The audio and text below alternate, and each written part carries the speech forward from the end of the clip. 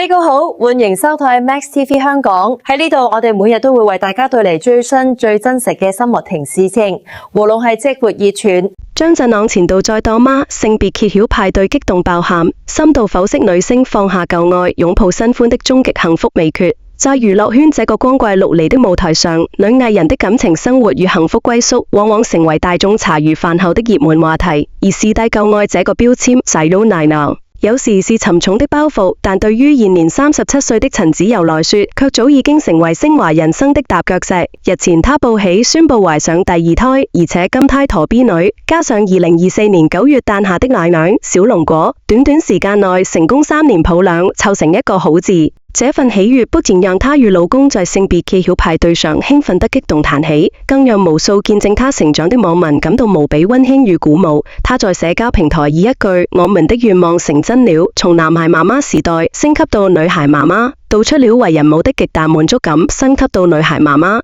然而這份令人踰羨的完美幸福背後，其實隱藏着現代女性關於愛情出場順序與人生事業抉擇的深刻哲理，非常值得我們細細咀嚼與反思。回想陳子柔的演藝之路，4歲隨家人移民新加坡，其後回流香港參選2011年港姐。落選後入讀藝訓班，並與同學張振朗展開了一段長達5年半的青春戀情。那時的他們正處於事業起步期，最終卻因為女方決定遠赴新加坡發展，雙方目標步伐不一致，而在2018年抱憾分手。張振朗曾坦言，花了1年時間才徹底走出情傷。這不禁讓人感慨，一段多年的深厚感情為何敵不過現實的距離與個人追求？有人或許會為他們惋惜，甚至在網上引發女性是否應該為了愛情妥協並放棄事業的激烈爭論。但陳子柔用實際行動給出了最漂亮最正能量的答案，離開錯的軌道，才能和對的人相逢。他果斷於2019年離巢無人 TB 返回新加坡，不僅在電影和網劇領域闖出一片天，更在自己最成熟、最清楚自己渴求什麼的黃金階段，遇到了現在的丈夫。於2024年驚爆婚訊並雙喜臨門，去年9月補擺婚宴時郎才女貌的登對模樣，